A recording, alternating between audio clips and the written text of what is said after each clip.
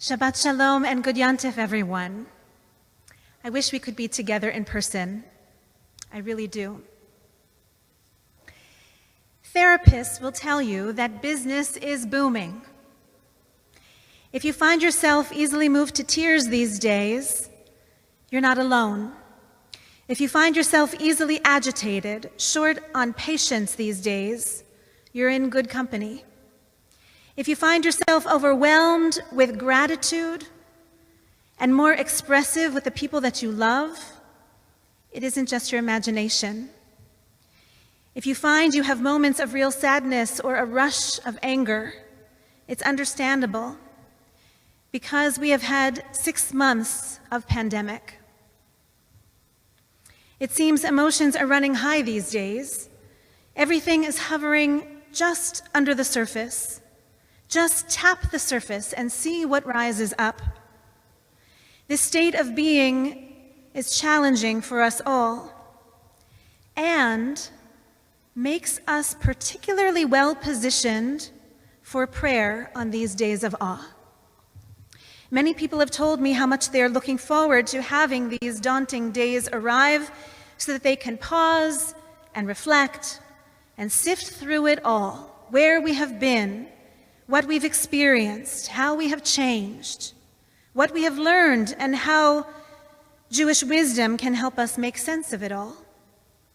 6 months of life and death, 6 months of stress and strain, 6 months of pivoting again, and then again, and then again. This makes us particularly well poised to enter this day of awe with real kavanah, personal intention, and devotion. Why do mourners often make the most devoted members of our minyan? Not only because they've been forced to stop and to be still long enough to make time for prayer in their lives, but also because they have seen life and death up close. They have carried stress and strain. They have been pivoting moment by moment. And now that their hearts have been cracked open, there is room for God to come rushing into their lives. Good people, we all have something to mourn today. There have been many layers of loss for us. That disoriented, achy sense of existential exhaustion, that is a telltale sign of grief. So let's acknowledge it, let's name it. And throughout these high holy days, we will agree to be there for one another, to make the world's largest minyan. We will treat each other with extra care and attention, as we do for mourners. We will listen intently to one another. We will draw nearer to one another, even from a distance. We will sustain one another just by our presence. We will nourish one another with melodies. We will allow the tradition to carry us along. And while we ask the big questions and recalibrate our inner lives, we will be buoyed by the strength of our people. While we take a hard look at our weary world and our place in it, we will be anchored by reminders of where we come from and to whom we belong.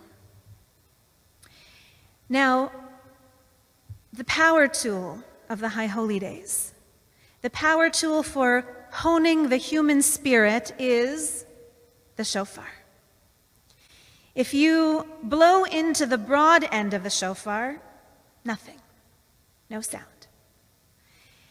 But all it takes is breath and intention blown into that narrow end of the shofar, and out comes that soul-stirring sound, that ancient call. Remember, it's from the narrow place of constriction that the sound can be heard. So what is the sound of your prayer today? From this shared experience of constriction and restriction, what breath do you bring to your prayers today? What is the tone and tenor of your call to God and the world? What changes might come from its reverberation? The oldest part of our High Holy Day prayers is found in the Shofar service. It's divided into 3 thematic parts. First, Malchuyot, then Zichronot, and finally Shofarot. In place of a full sermon today, I offer 3 reflections woven in between the shofar calls. Each reflection will describe one of 3 types of prayer evoked by the shofar. First, the Malchuyot, which has already begun. Malchuyot means sovereignty. Like the words Melech and Malkeinu, Malchuyot refers to God's role as ruler of the universe. God is the Melech Malchei Hamlachim, the divine monarch who reigns over and above all other human rulers. As loyal subjects sound the trumpets to call attention to the king or queen, we sound the shofar to proclaim that our world, no matter how broken, is not without a ruler. Humankind, no matter how far we may have fallen, is not without a moral authority. And human choices, no matter how flippantly they may be made, are not without consequences. We live in a world which is the domain of God. History has meaning, and we are responsible for our actions. The hallmark of the Malchuyot section of the shofar service is Aleinu. When we bow before the Melech Malchei Hamlachim, HaKadosh Baruch Hu, Aleinu was originally written for Rosh Hashanah, to praise the God of all, and to pray that all humanity will become one, united under the one God. But in the 14th century, something of constriction and restriction made it so that our spiritual ancestors decided that this prayer of praise for God, this prayer of hope for the future of the world, would be recited not only on Rosh Hashanah, but every single day of the year. Its hopeful message came to be the seal of every service. But why? What was their motivation in the 14th century? And why do we continue this tradition? Back then, our people suffered the bloodbaths of the Crusades and the anguish of the Black Plague and the brutal pogroms that followed, not to mention crippling economic strain. So they sustained their faith in God, and with the pageantry of the shofar blasts and the choreography of bowing low before their heavenly sovereign,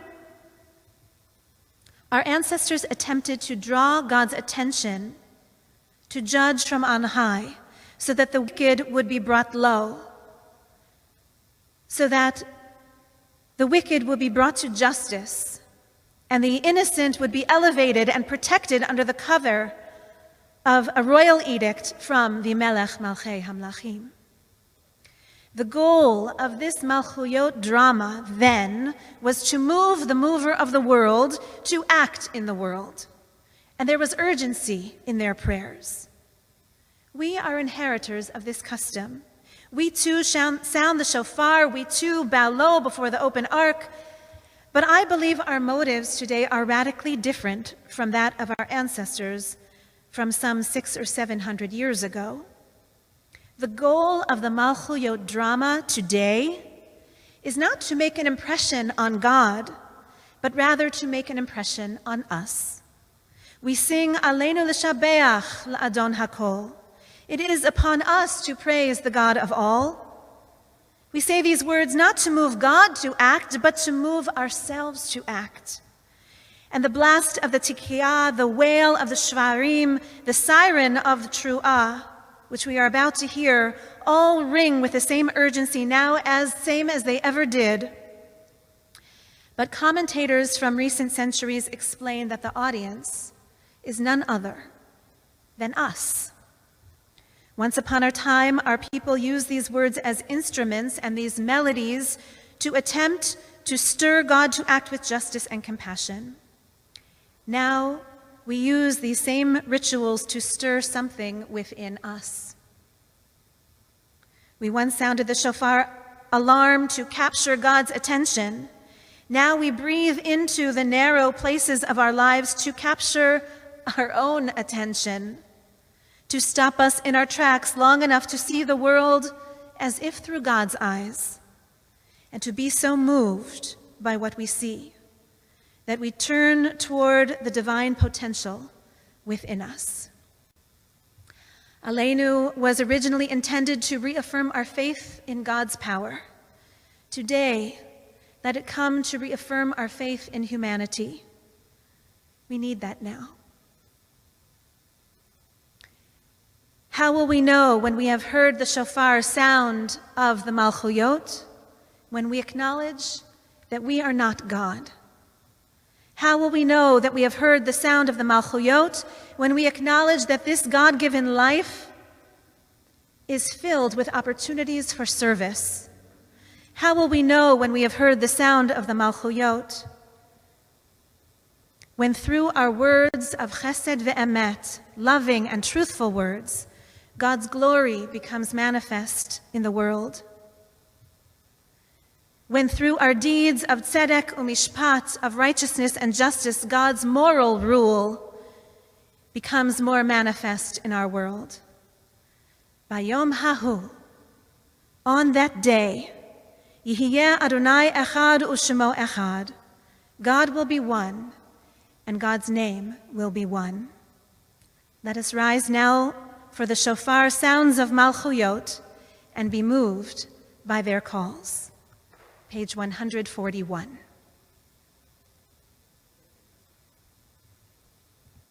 Baruch atah Adonai, Baruch hu Shemo, Melech kol haaretz, Mekadesh haShabbat, v'Yisrael v'yom hazikaron.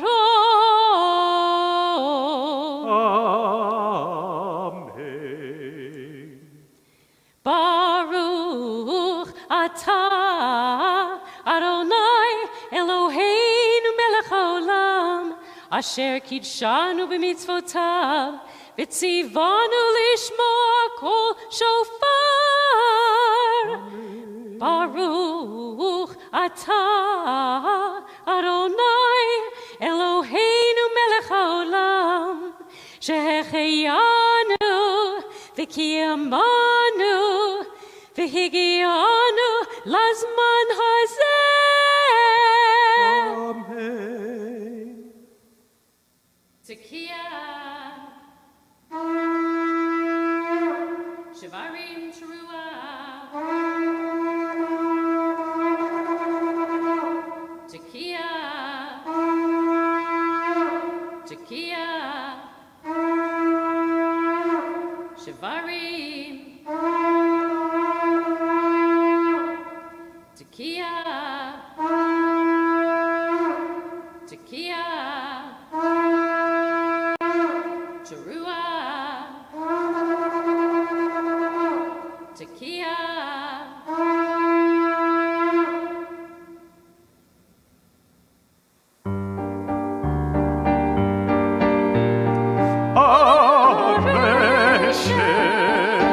Areshet Sifatinu, Areshet Sifatinu, Yera befarecha el Rabbisa, Nevin umazin, Nevin umazin,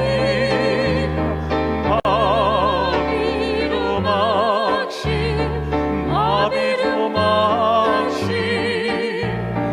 Nevin umazin, Mabid umakshin, Lekol, lekol, lekol, lekol, Tikiyatenu,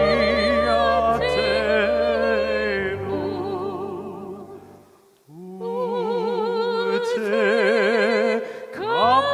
berachamim, berachamim uberason, Seder, seder, seder, seder, Malchuyotenu.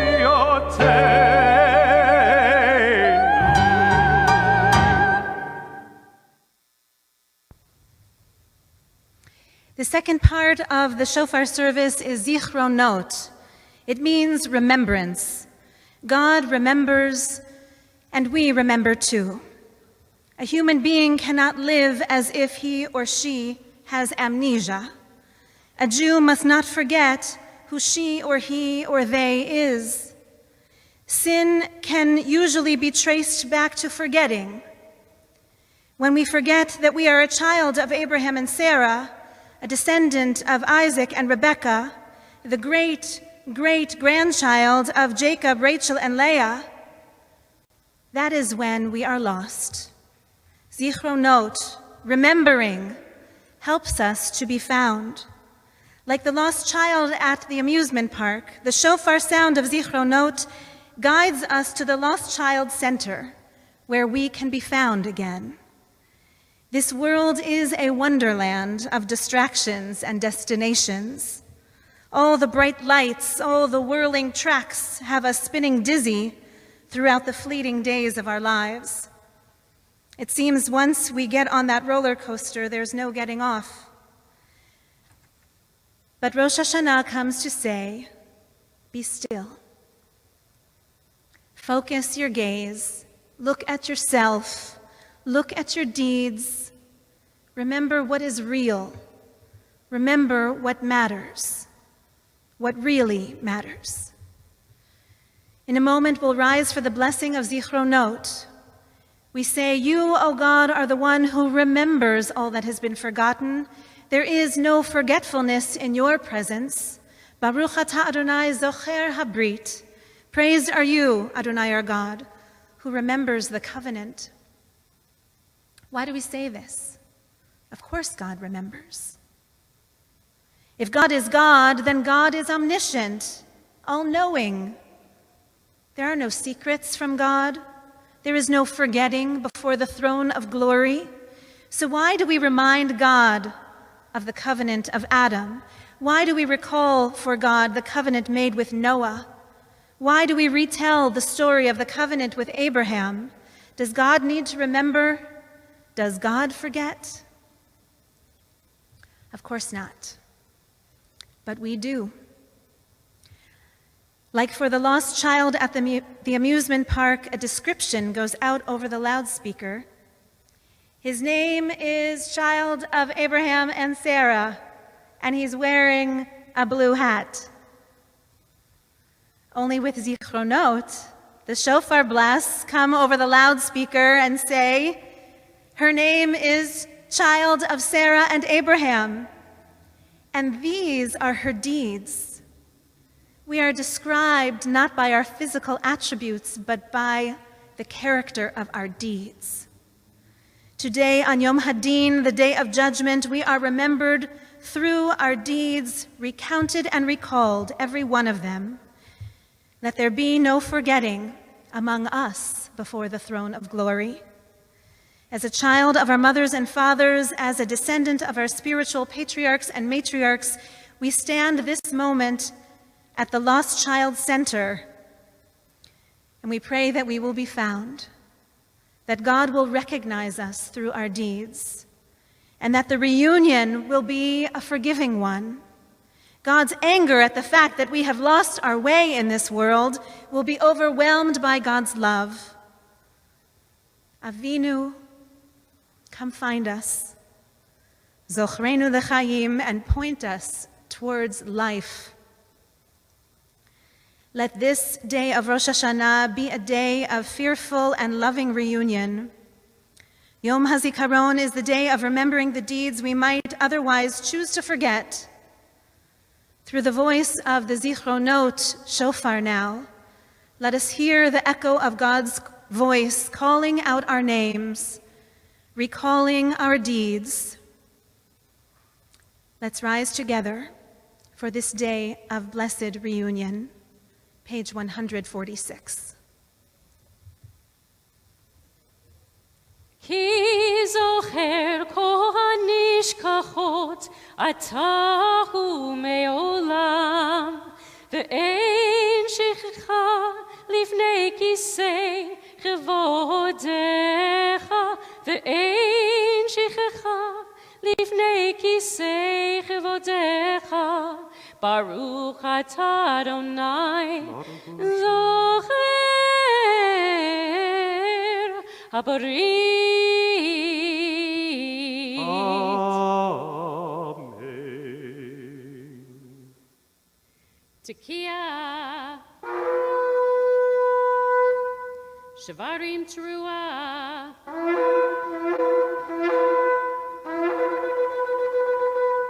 Tekiah.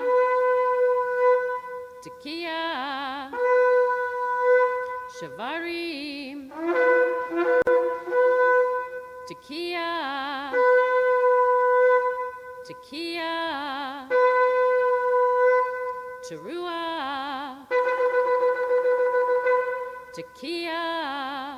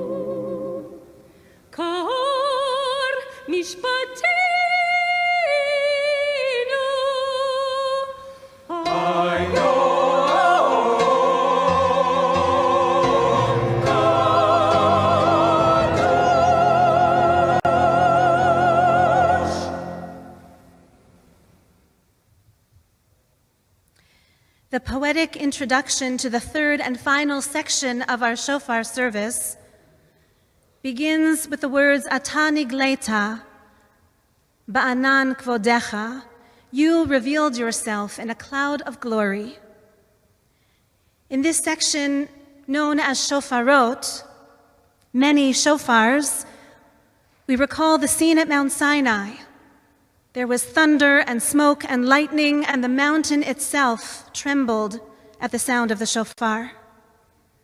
10 verses follow, each one recalling another scene when the shofar either was or will be sounded, in order to call us together, to unite us, to draw us near to one another, just as we stood united as one at the foot of the mountain when we witnessed God's power and received God's Torah.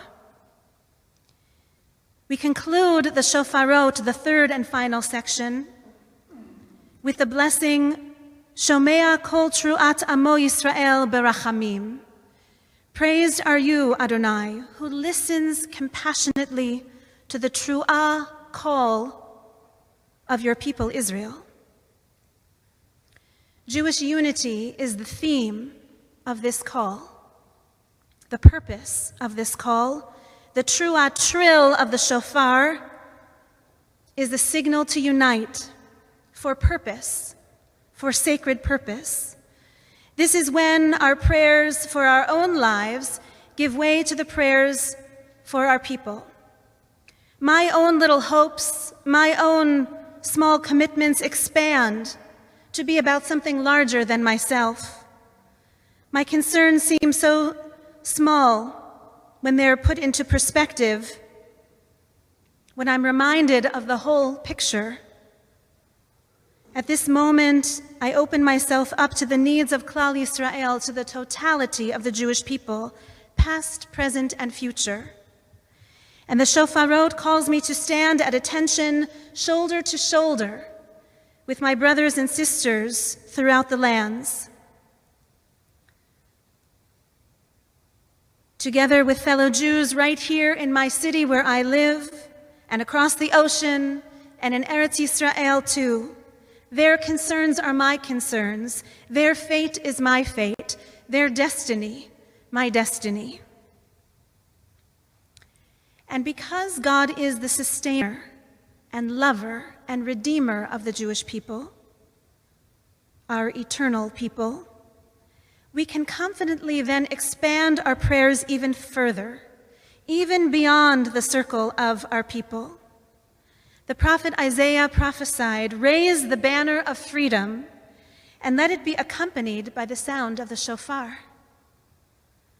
Through our particularity as a distinct people, we are made strong enough and determined enough and faithful enough and courageous enough to take on an even greater mission, which is a universal mission, the sacred task of nothing less than mending this broken world. This is when we pick up each one a shofar, and they become the plural shofarot. And we breathe our lives into the narrow, constricted places, and we invite the dawning of the Messianic age. Because we draw courage and conviction from belonging to a particular people, we can join in this effort called Tikkun Olam, restoring the pieces of this shattered world. It is written, "Happy is the one who hears the sound of the shofar." Happy, contented, directed, noticed, needed is the one who hears the sound of the shofar. Happy is the one who is witness to the world and is invited to change it. Happy is the one who is part of the world, not cut off from it. Even when safely in isolation, we are not alone. We are part of a people and we are part of a greater humanity. We are connected one to the other through endless and invisible lines of connection. So long as we are not too fearful or too indifferent, we can be courageous in our commitments to raise up each one of us a shofar and make a sound strong enough to mend the world. Every shofar has a twist or a curve in it, a bend. This comes to teach us that when we bend, we can change. And when the world is willing to be malleable, then it also can change. Happy is the one who hears the sound of the shofar. Let's stand together and turn to page 149.